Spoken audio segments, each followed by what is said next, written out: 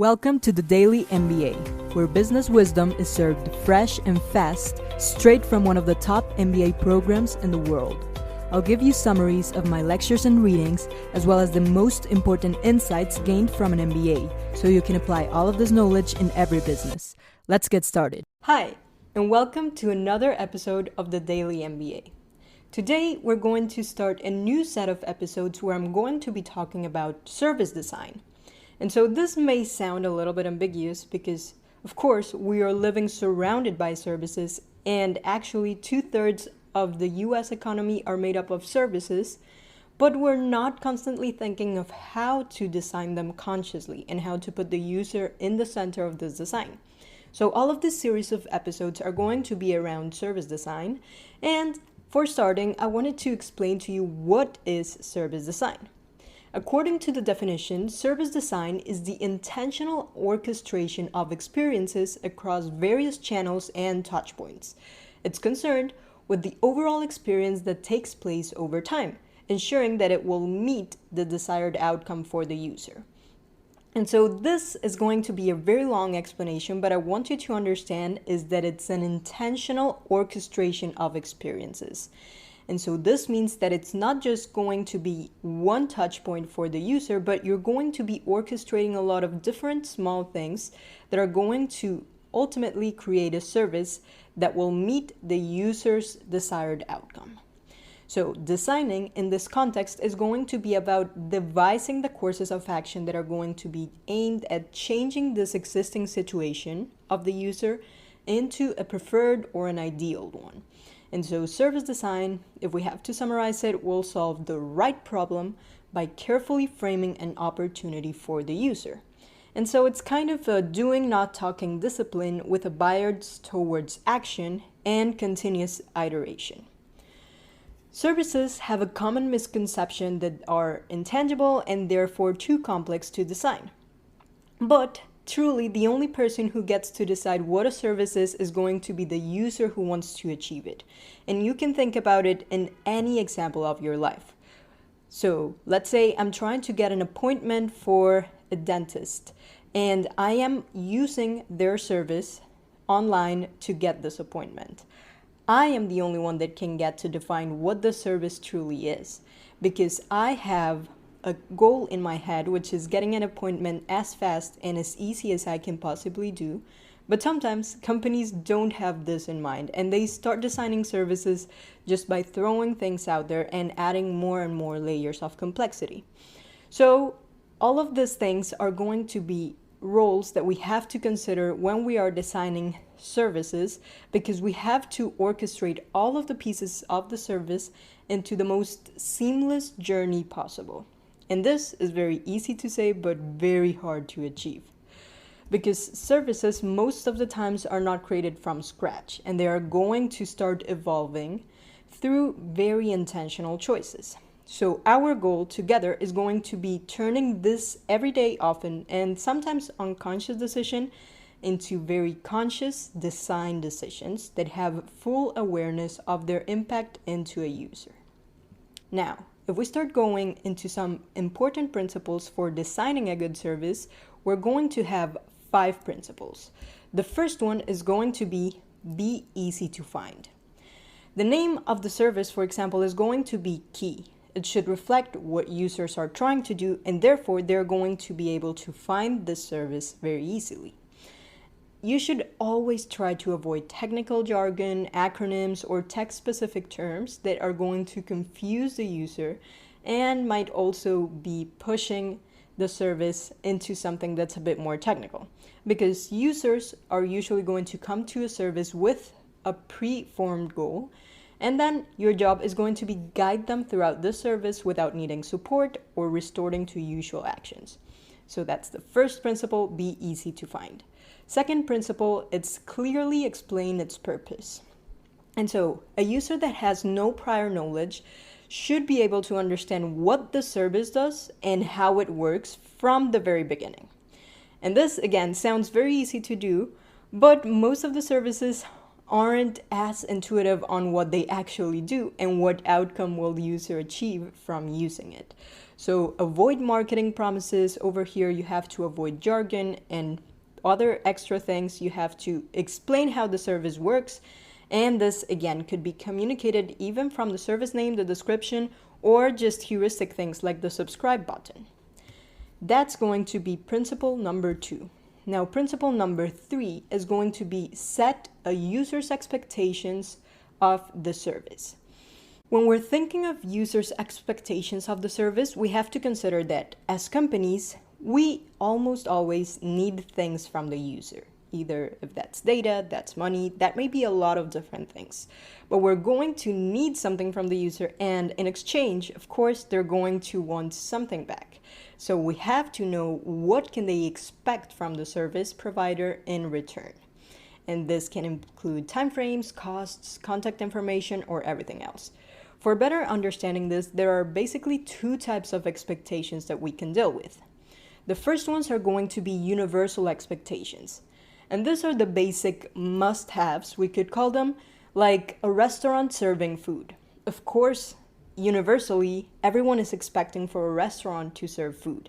And these ones, you don't have to explicitly state them, but ensure that they are met, because their absence is going to cause great dissatisfaction in any type of service.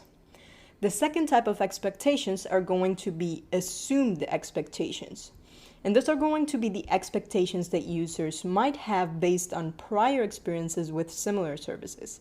And here it's going to be a little bit harder, but it will require some market research for identifying them and then clearly explain them at the point that they become important to the user. So especially if you are deviating from standardized services. Ryan Reynolds here from Mint Mobile. With the price of just about everything going up, we thought we'd bring our prices down. So to help us, we brought in a reverse auctioneer, which is apparently a thing. Mint Mobile Unlimited Premium Wireless. How to get 30, 30, bit to get 30, bit to get 20, 20, 20, bit to get 20, 20, bit to get 15, 15, 15, 15, just $15 a month? Sold! Give it a try at mintmobile.com/switch. Upfront payment of $45 for 3-month plan, equivalent to $15 per month required. New customer offer for first 3 months only. Speed slow after 35 gigabytes if network's busy. Taxes and fees extra. See mintmobile.com. This episode is brought to you by Greenlight. Get this. Adults with financial literacy skills have 82% more wealth than those who don't. From swimming lessons to piano classes, us parents invest in so many things to enrich our kids' lives. But are we investing in their future financial success? With Greenlight, you can teach your kids financial literacy skills like earning, saving, and investing. And this investment costs less than that after-school treat. Start prioritizing their financial education and future today with a risk-free trial at greenlight.com/Spotify. Greenlight.com/Spotify. Avoid surprising users with unexpected complexity or requirements in the service journey, because you should try to distribute complexity evenly throughout the journey and ideally reducing it as much as you possibly can. So that's going to be principle number 3, set a user's expectations of the service. Now, principle number 4 is going to be enable each user to complete the outcome they set to do. So, we were saying that services have a specific goal, especially for every user. And what the service designer should do is focus on the purpose, because the service should help each user achieve their goal in a seamless stream of events from initial consideration to post-completion. And basically, you don't want users to think while they're using your service. It should be self-evident or self-explanatory. And ideally, it should work in a way that is familiar to each user. So, of course, over here is going to be the most complex part, but try to remove everything that adds complexity to your service. And once you do this, you'll see how it starts getting more and more perfect. The last 5th principle of good services is going to be require the minimum steps to complete. And for example, here, I always think of when you want to open a bank account. You don't want to be filling out a lot of information and a lot of forms and a lot of pages. All of these bank accounts that open in 2 minutes are the best service that you can give. But you have to think this into any type of service. you should require the minimum possible steps in order to complete your service, because this number of steps or the speed at which the user moves are going to be crucial, especially in today's world, because services are often evolving with extra and extra layers on unnecessary steps due to unconscious design. So if something can be automated with the user's knowledge and it is beneficial, you should do it like that. Because even the empty space between steps should be designed only to provide transparency and control, giving the user some moments for decision, but you should never add an extra layer that's not needed. After you have all of these 5 steps for good services, and let's say that ideally you already know what to do with your service, why should you do it? Why should you go into all of this trouble of implementing some improvements into your service? Well, customer satisfaction is the result of comparing all your expectations with the actual experience that you received. And this matching expectations is going to lead to satisfaction in exceeding them, into delight, or if you're falling short, this is going to lead into dissatisfaction. And basically, this is going to be the only recipe for having users come back or having new users. So if you're having any trouble with churn or with acquiring new users, you should always try looking first at the service that you're providing, at the onboarding that you're providing, and all of the steps, the complexity, the seamless journey that you're giving them. Because most of the times, here is where they're dropping off. It's not in the actual delivery. Because all of the steps are going to be accompanying what you have to do as a company. This is also related to a model that I learned in one of my classes that is from Noriaki Kano. And he's going to differentiate between 3 factors, which are called basic, performance, and excitement. So basic factors is what he calls a must-be quality. These ones will never increase satisfaction when they are present, but they are going to cause great dissatisfaction when they're absent. So let's think of hygiene factors. Of course, if you see a restaurant that has high hygiene, you won't be excited or delighted. That's the minimum thing that you're expecting from this restaurant. So all of these basic factors are how things should be. And you should ensure that you are at least covering these ones, because they won't make an impact for good things, but for bad things if you don't have them. The second type of factors are going to be performance factors.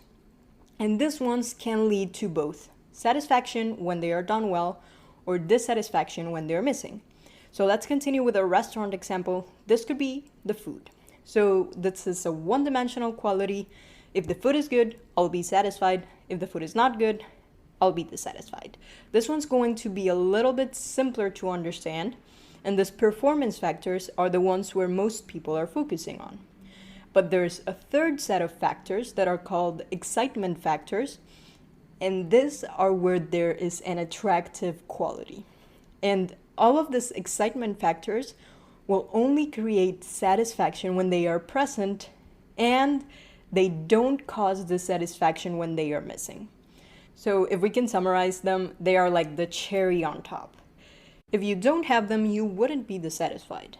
But when you have them, this is the wow factor. And this is where only mature companies that are providing services should aim to be. They should be looking for these excitement factors that will be, for example, in a restaurant, providing outstanding service. Maybe personalized food or tailored recommendations if they already know you, stuff like that. So you wouldn't be expecting that. It's not a basic factor. It's not a performance factor because you're usually feeling happy or dissatisfied when you find good or bad food. But these wow factors are going to be what takes the extra step. And tricky thing here though is that you should only focus on these wow factors once you have the fundamentals done. So for getting there, ideally, I hope that you one day get there, you have to first cover the 2 other factors that are going to be the basic factors and the performance factors. And all of this can be done by consciously designing these services and focusing on the principles, because all of this will lead to much better experiences for users, customers, employees, basically everyone. And by establishing a baseline for good services, organizations are going to be able to be more efficient, also spend resources on unique aspects of their service rather than reinventing the wheel on basic functionalities. And all of this experience is going to turn into a competitive advantage for your company. Because when service design makes sense on the spreadsheet, as well as the sketchbook, it becomes truly sustainable for any company. In the upcoming episodes, I'll try diving deeper into different steps that we will take in service design, but I hope this episode was useful. Share it with a friend if you think he or she can also learn and benefit from this knowledge from my MBA classes, and I'll see you next week so we can keep learning more about service design.